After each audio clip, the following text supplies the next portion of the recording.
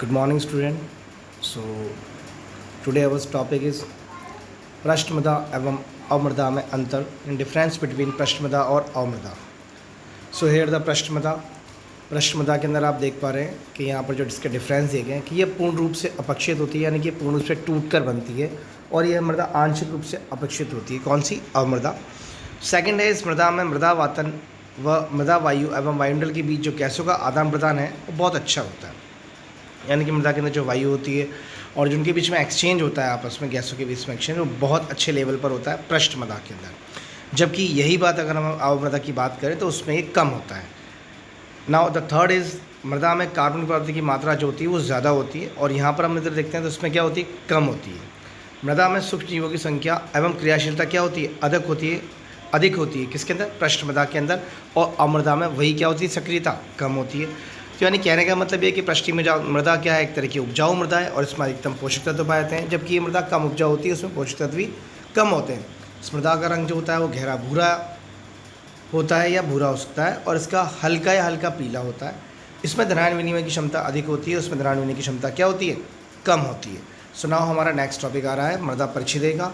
मृदा की यदि हम ऊर्ध्वाधर खड़ी काटते हैं, लगा लेते हैं, और ऊपरी धरातल से मूल पदार्थ तक विभिन्न परतें हमें समांतर में दिखाई देती हैं, पैरेलल में दिखाई देती हैं, तो उन्हें हम क्या कहते हैं? संस्तर कहते हैं. या मृदा परिच्छेदन में जो समांतर परतें जो एक दूसरे से गुणों में क्या होती हैं? भिन्न होती हैं. यानी परतें तो हैं, साथ साथ ही गुणों में क्या है? ये भिन्न है. ये क्या कहलाती हैं? संस्तर कहलाती हैं. यहाँ पर आपको संस्तर की डेफिनेशन दी गई है.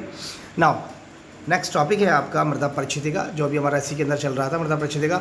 इसके अंदर बताया गया कि मृदा के इसी ऊर्ध्वाधर खंड को काटने के उपरांत जो संस्तर हमें दिखाई देते हैं, ये मृदा के ऊर्ध्वाधर अनुभाग में विभिन्न संस्तर दिखाई देते हैं. सो इन सभी को हम क्या कहते हैं? मृदा परिच्छेदिका कहते हैं. यानी मृदा की जो हमने खड़ी काट करी है और उसके बाद जो हमें लेयर्स दिखाई दे रही हैं, उसके अंदर जो संस्तर दिखाई दे रहे हैं, ठीक है, ये संस्तर इन सभी को, यानी ऊर्ध्वाधर अनुभाग में विभिन्न संस्तर जो दिखाई देते हैं, इन सभी को मृदा परिच्छेदिका कहते हैं. मृदा परिच्छेदिका को OAB एवं C बड़े अक्षरों से प्रदर्शित किया गया है, जैसे कि डायग्राम के अंदर आप यहाँ पूरा देख पाएंगे. और C स्तर के नीचे ठोस चट्टान होती है, जिसे हम R से इंडिकेट कर रहे हैं. आप देख सकते हैं R, कठोर चट्टान. So here OABNC. आप उसके अंदर भी O के अंदर भी O1 O2 और A के अंदर भी A1 A2 and A3 and B1 B2 and B3 C and after that R it's rock, कठोर चट्टान. सो हेयर यहाँ पर आप देख सकते हैं संस्तर निम्न प्रकार से हैं. O संस्तर. नाउ इसके अंदर आप क्या आता है? ओवन आता है. ओवन जो है उपसंस्तर बिना सड़े गले पदार्थ, इसे आंखों से पहचाना जा सकता है, यानी सबसे ऊपरी लेयर आ रही है. आफ्टर दैट उसके नीचे थोड़ी सी लेयर के अंदर जाते हैं तो O2 उपसंस्तर पूर्ण अपघटित पादप और जंतु अवशेषों को आंखों से पहचाना नहीं जा सकता. मतलब पूरी तरीके से आपके बहुत स्मॉलर पार्टिकल्स में कन्वर्ट हो चुके हैं. वो थोड़े से बड़े पार्टिकल्स में से, इसलिए उनको आंखों से इजीली देख के पहचाना जा सकता है कि हाँ भाई ये जो चीज़ सड़ी किसकी है, ठीक है, लकड़ी की है, जानवर का है, किसका है. So that is clear. So now हम A संस्तर की बात करते हैं. ये सबसे ऊपरी खनिज संस्तर है. A1 उपसंस्तर में कार्बनिक पदार्थों का, खनिज पदार्थों का मिश्रण कैसा होता है? रंग कैसा होता है उनका? गहरा. A1 की बात करें तो. और A2 की बात करें तो उपसंस्तर में मृतिका, लोहा एवं एल्यूमिनियम ऑक्साइड का निक्षारण नीचे के संस्तरों एवं क्वार्ट्ज का इसमें क्या होता है? सांद्रण बढ़ता है. सो A3 की बात करें हम तो A3 संस्तर परिवर्तनशील संस्तर है. इसमें मुख्य गुण A संस्तर के होते हैं. मतलब इस A3 संस्तर के अंदर जो मेन जो कैरेक्टर्स होते हैं वो किसके होते हैं? A संस्तर के होते हैं. नाउ इसके बाद B संस्तर आ रहा है. B संस्तर के अंदर जैसे कि हम B1 की बात करते हैं, B1 संस्तर परिवर्तनशील संस्तर है, यानी चेंजेबल संस्तर है एक तरह का ये. और B संस्तर के गुणों की इसमें अधिकता होती है. B2 संस्तर को हम निक्षेपित या संचयन संस्तर भी कहते हैं. मतलब निक्षेपित होते हैं इसके अंदर, जमा होते हैं इसके अंदर, जिसमें मृतिका, लोहा, एल्यूमिनियम के ऑक्साइड निक्षालित होकर जमा होते हैं, जैसे मैंने आपको बताया. B3 संस्तर B व C के संस्तर के मध्य की अंतर्वर्ती परत है. मतलब इसके बीच की परत कह सकते हैं आप इसको, B व C के, B3, क्योंकि B की लास्ट परत आती है. इसके बाद C परत स्टार्ट होती है. C संस्तर में कम विघटित होते हैं एवं अपक्षित मूल पदार्थ पाए जाते हैं. कम विघटित यानी विघटन कम हुआ होता है उनका, और अपक्षित मूल पदार्थ पाए जाते हैं. सबसे नीचे आपका लास्ट में जो स्तर आता है उसे हम क्या कहते हैं? कठोर चट्टान कहते हैं. फाइनली नीचे क्या आती है? आपकी चट्टानें आ जाती हैं. तो यानी कि ये जो आपका लेयर था, ये आपका पूरा मृदा का बताया गया, मृदा परिच्छेदिका का, जिसके अंदर हमने डिवाइड किया है A, B and C. So now here हम पृथ्वी की बात कर रहे हैं। पृथ्वी ऊपरी सतह मृदा से ढकी होती है। हम पृथ्वी की बात करें, ऊपरी सतह मृदा से ढकी होती है। 9 उपग्रहों में से एक है। पृथ्वी स्टार्टिंग में आपके प्रारंभ में तप्त अवस्था में लावा के रूप में थी, जो शीतल होकर वर्तमान ठोस अवस्था में परिवर्तित हुई। पृथ्वी की सतह रुक्ष है। इसे उभरे हुए भाग पर्वत तथा खोखले एवं गड्ढे पानी से भरकर समुद्र एवं झील बनाते हैं। पृथ्वी के अंदर आपको मालूम है 3 मंडल हैं, वायुमंडल, जलमंडल एवं थलमंडल। तो जैसे कि हम वायुमंडल की बात करते हैं तो वायुमंडल की अपेक्षा हल्का तथा समुद्र सतह पर इसका दाब 14.6 पौंड प्रति वर्ग इंच है। ये भूमि का लगभग 0.03% भार की दृष्टि से भाग होता है। गैसों का मिश्रण जैसे कि आपको मालूम है N2O2 CO2 तथा जलवाष्प पे होती हैं। कुछ निष्क्रिय गैसें भी होती हैं आपकी, helium, argon, neon, krypton, Jeron भी होती है। इसमें कुछ अगर हम वायुमंडल का संगठन और भारात्मक दृष्टि से देखें तो N2 का 79.9%, O2 का 20.7% और जलवाष्प आपकी 0.17% है, CO2 आपकी 0.03% है और अन्य गैसें 1.33% है। हम जलमंडल की बात करें, जैसे कि हमने पृथ्वी के 3 मंडल पढ़े हैं, वायुमंडल, जलमंडल और थलमंडल। जलमंडल केवल जो होता है 6.9% होता है। जलमंडल समुद्र में के रूप में होता है, लेकिन जल का कुल आयतन समुद्र सतह से ऊपर ज़मीन के आयतन का लगभग कितना होता है? 15 गुना होता है।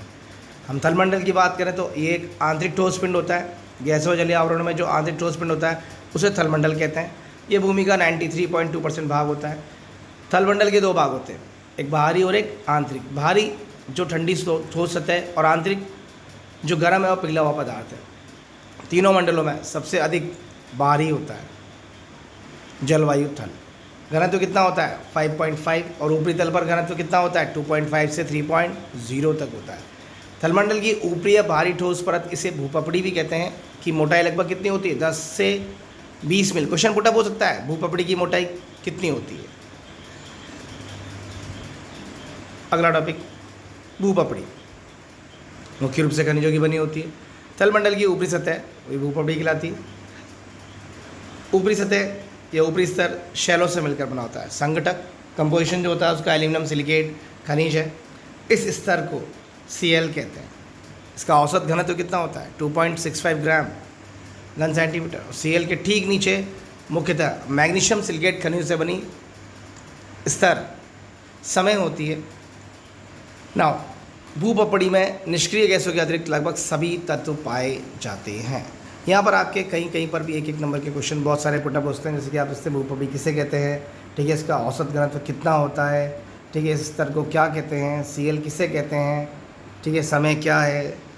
नाउ यहाँ पर कुछ क्वेश्चंस मैंने आपके सामने डिस्कस भी किए हैं। मृदा से पौधों को प्राप्त होने वाले किन्हीं 2 तत्वों के नाम बताइए। वायु एवं जल से पौधों को प्राप्त होने वाले तत्वों के नाम लिखिए। मृदा में नाइट्रोजन की प्रतिशतता मात्रा लिखिए। आपको जो PDF दी गई है इसमें से इन क्वेश्चन को सर्च आउट कीजिएगा बच्चा, ठीक है। कुछ क्वेश्चन बनाए गए हैं ताकि ये आपके एग्ज़ाम के अंदर काम हो सकें। इन टॉपिक से रिलेटेड है जो आप पढ़ चुके हैं। नाउ यहाँ पर हमारा नेक्स्ट टॉपिक आ रहा है चट्टानें। चट्टानें 1 या 2 अधिक पदार्थों से मिलकर बनी हुई ठोस पिंड को हम क्या कहते हैं? चट्टान कहते हैं। एक खनिज से बनी चट्टान का उदाहरण लाइमस्टोन है, जो कैल्साइट खनिज से मिलकर बनी है। ग्रेफाइट कई खनिजों से मिलकर बनी खनिज चट्टान है।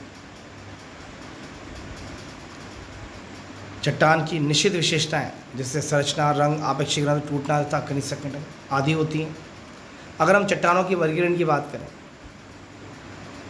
तो चट्टानों की उत्पत्ति और संरचना के आधार पर 3 वर्गों में बांटा गया है। उत्पत्ति एवं संरचना के आधार पर 3 वर्गों में, जैसे कि आपको चार्ट के अंदर दिख भी रहा है, आग्नेय, अवसादी और रूपांतरित। फिर आग्नेय को दोबारा से बांटा गया है उत्पत्ति के आधार पर और रासायनिक संगठन के आधार पर। आग्नेय के अंदर भी आपके 2 हैं, एक आंतरिक है और एक बाह्य है। और रासायनिक संगठन के आधार पर आपके कितनी हैं? 3 हैं, अम्लीय, सामान्य और भास्मिक।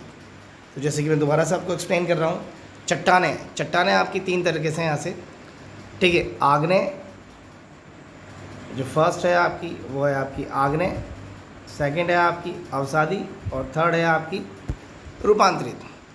नाउ अगर हम बात करें आग्नेय की तो आग्नेय यहाँ पर दोबारा से आपके 2 में डिवाइड हो रही है, ठीक है, उत्पत्ति के आधार पर और रासायनिक संगठन के आधार पर।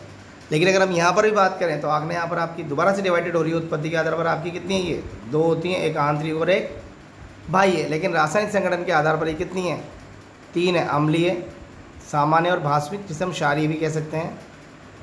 हेयर नाउ आग्नेय, ताप के कारण पिघले हुए लावा के पृथ्वी की सतह से के अंदर ठोस रूप में एकत्रित होने से बनी चट्टान को आग्नेय चट्टान कहा जाता है। ताप के कारण पिघले हुए लावा के पृथ्वी की सतह के अंदर ठोस रूप में एकत्रित होने से बनी चट्टान को आग्नेय चट्टान कहता है। पृथ्वी की सतह के अंदर है ये, और लावा के रूप में। तो जब इनसे ये बनती है तो ये क्या कहलाती है? आग्नेय चट्टान कहलाती है। यानी ताप के कारण, टेम्परेचर के कारण पिघले हुए लावा, जो लावा है वो पिघला हुआ है के अंदर, पृथ्वी की सतह के अंदर, यानी अब वो पृथ्वी की सतह के अंदर ही है, और ठोस रूप में एकत्रित होने से, मतलब वो लावा ठंडा हुआ होगा तभी तो ठोस में कन्वर्ट होगी। पिघला है और धीरे धीरे ठोस में कन्वर्ट होती आ रही है, तो ये चट्टान क्या कहलाएगी? आग्नेय चट्टान कहलाएगी। सबसे पुरानी होती हैं एवं अन्य चट्टानों की क्या होती है? जन्मदात्री मानी जाती हैं। जन्मदात्री मतलब इन्हीं चट्टानों से बाकी चट्टानों का क्या होता है? जन्म होता है। That's why it is called जन्मदात्री। इसलिए इन्हें प्राथमिक चट्टानें भी कहते हैं। थल मंडल पर लगभग 95% भाग इन्हीं चट्टानों का होता है। ठीक है, इसके बाद आपके अगला टॉपिक आ रहा है, उत्पत्ति के आधार पर आग्नेय चट्टानों को 2 भागों में बांटा गया है। ठीक है, इसे हम अगली क्लास में क्लियर करेंगे बच्चा। Thank you very much.